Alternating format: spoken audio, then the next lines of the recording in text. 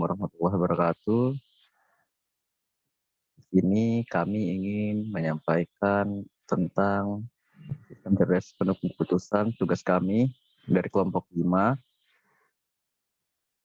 yaitu yang beranggotakan saya sendiri, Bobi Kamal Aizan, kemudian ada Putri Ayu Tri Sofia, kemudian ada Rizkyana Putri, Listiana Eka, dan Zainul Muafi. Outline yang akan kita sampaikan pada hari ini yaitu teori keputusan, kemudian decision support system modeling, certainly or uncertainty and risk, multiple goal sensitivity analysis, what if analysis, and goal setting, dan model data.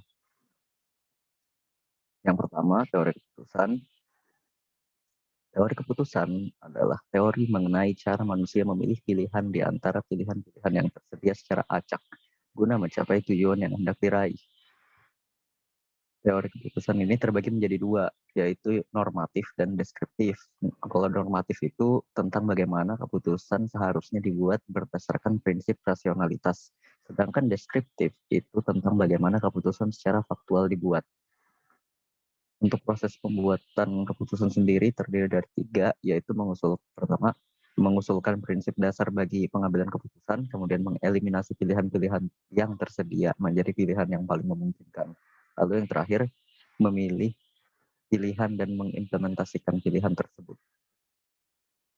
Kemudian terdapat 2 golongan pembuatan keputusan, yaitu sekuensial dan non-sekuensial. Untuk sekuensial sendiri, ini mengasumsikan bahwa tahapan pembuatan keputusan terjadi secara runtut dan linear, sedangkan model yang non-sekuensial mengasumsikan bahwa tahapan pembuatan keputusan tidaklah terjadi secara linear, tapi sirkular. Kemudian selanjutnya akan dijelaskan oleh rekan saya. Baik, selanjutnya adalah Decision Support System Modeling atau DSS. Next.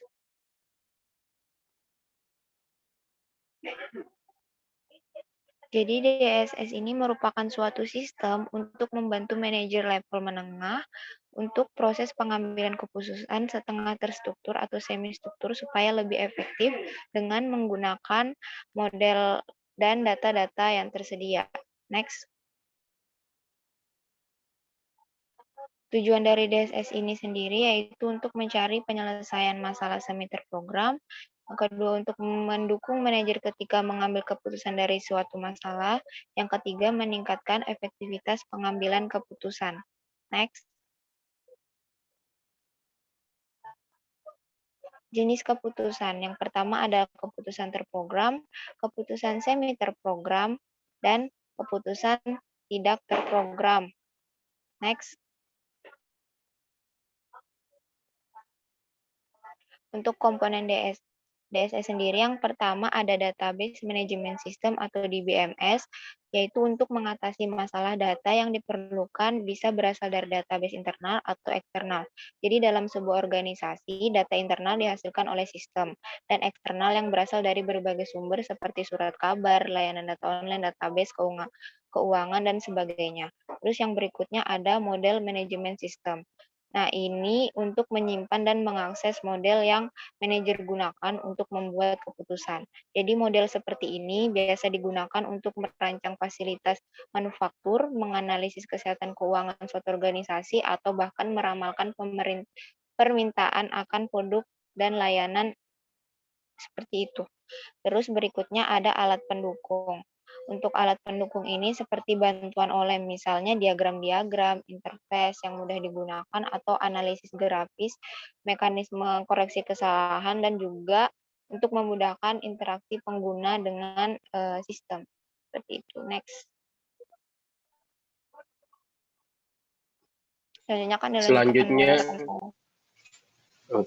Selanjutnya itu ada certainty, uncertainty, and risk. Yang pertama yaitu certainty condition. Pengambilan keputusan dalam kondisi pasti bisa dilakukan ketika si pengambil keputusan memenuhi beberapa hal. Yang pertama yaitu alternatif yang dipilih memiliki satu konsekuensi, kemudian jawaban atau hasilnya pasti, sehingga alternatifnya dapat ditentukan secara pasti. Kemudian yang kedua yaitu keputusan didukung dengan informasi atau data yang lengkap sehingga dapat diperkirakan secara pasti. Yang ketiga yaitu pengambil keputusan dapat mengetahui pasti apa yang akan terjadi, kemudian selalu memiliki pola atau sering berulang dari masa lalu. Kemudian yang terakhir, pengambilan keputusan dapat ditemukan dalam kasus atau model yang memiliki sifat deterministik. Lanjut. Kemudian teknik pengambilannya ada 3, yang bernama linear programming, yang kedua network analysis, dan yang ketiga teori antrian. Lanjut. Yang kedua yaitu uncertainty condition. Kondisi ketidakpastian merupakan suatu kondisi di mana pengambil keputusan tidak mengetahui semua alternatif terkait dengan kemungkinan dan konsekuensi yang bakal terjadi. Sebagian besar pengambilan keputusan pada organisasi saat ini dilakukan dengan kondisi yang tidak pasti karena pengambil keputusan tidak mengetahui semua alternatif dan risikonya. Lanjut.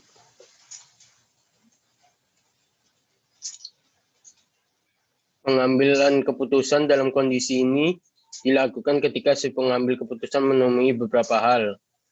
Yang pertama, tidak diketahui sama sekali jumlah dan kemungkinan munculnya kondisi tersebut.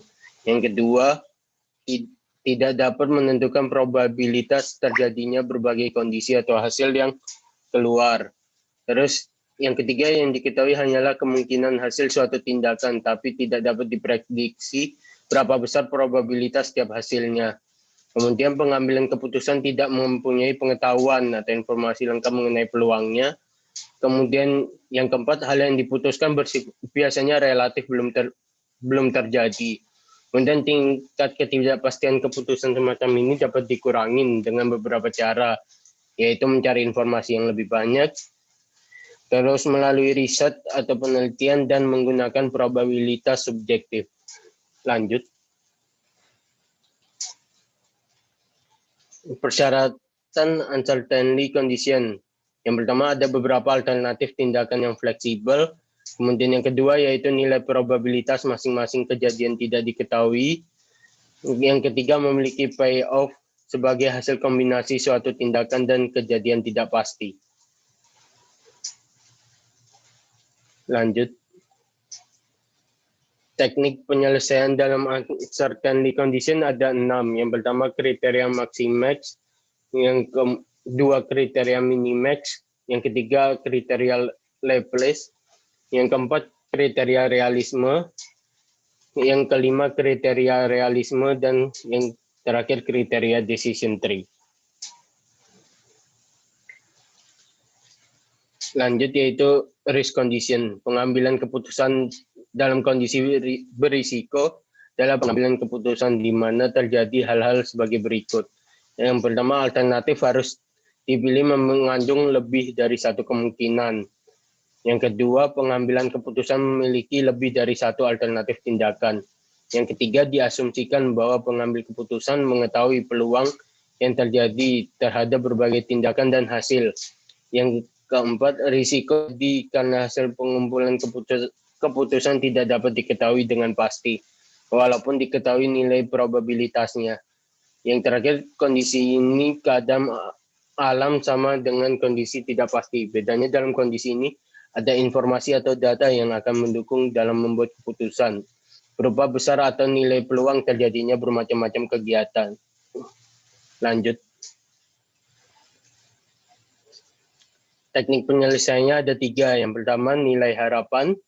Yang kedua, ada nilai kesempatan yang hilang. Dan yang ketiga, nilai harapan informasi sempurna. Selanjutnya akan dilanjutkan oleh teman saya. Untuk selanjutnya adalah multiple goals, sensitivity analysis, what if analysis, and goal shaping. Multiple goals yaitu analisis yang mengacu pada situasi yang memiliki banyak tujuan alternatif namun terkadang bertentangan dan saling menimbulkan konflik. Untuk metode penanganan model multiple goals terdapat 4, yaitu utility theory, goal programming, linear programming with goals and constraints, dan point system.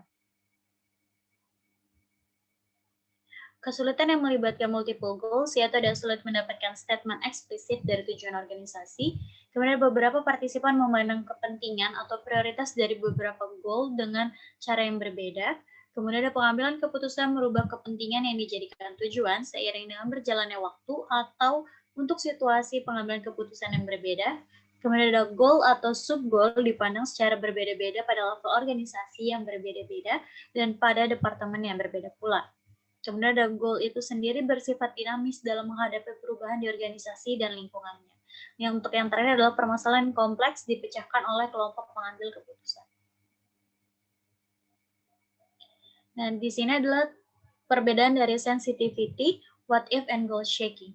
Kalau sensitivity yaitu mengkaji dampak dari perubahan input atau parameter terhadap solusi, kemudian dapat disesuaikan dan fleksibel, kemudian mengurangi variabel dan otomatis atau trial and error.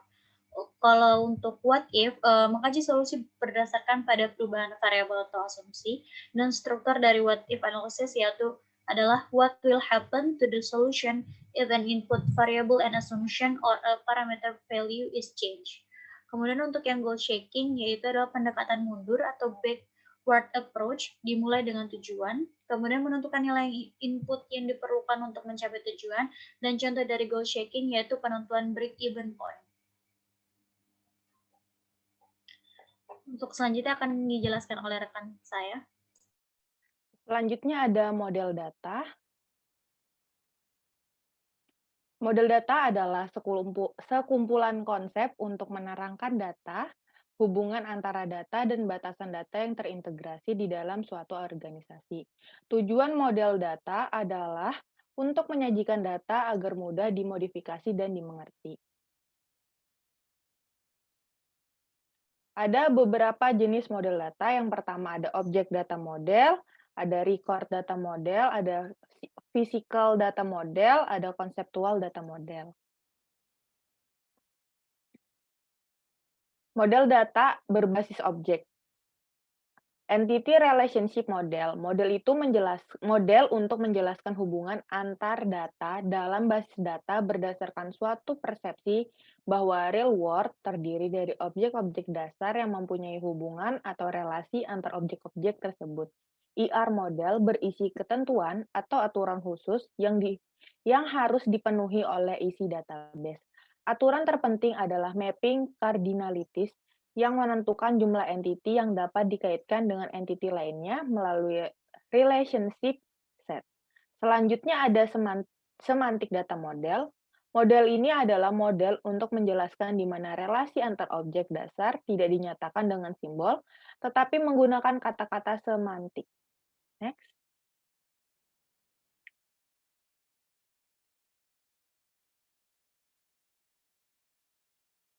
Selanjutnya ada model data berbasis record atau record data model. Ada beberapa jenis. Yang pertama ada model data relasional. Model data relasional adalah di mana data serta hubungan antar data direpresentasikan oleh sejumlah tabel dan masing-masing tabel terdiri dari beberapa kolom yang namanya unit. Model ini berdasarkan notasi teori himpunan, set teori yaitu relation. Lalu ada model data hierarki. Model untuk menjelaskan di mana relasi antar objek dasar dinyatakan dengan simbol tetapi menggunakan kata-kata semantik. Selanjutnya, ada model data fisik atau physical data model.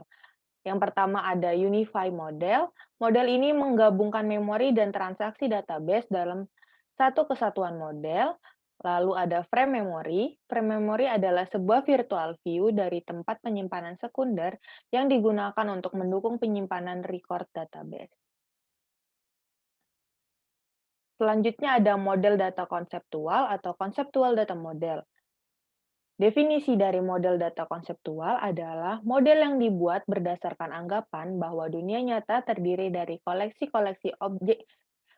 objek-objek dasar yang dinamakan entitas, serta hubungan antara entitas-entitas. Manfaatnya ada memberikan gambaran yang lengkap dari struktur basis data, yaitu arti, hubungan, dan batasan-batasan, alat komunikasi antar pemakai, basis data, desainer, dan analis.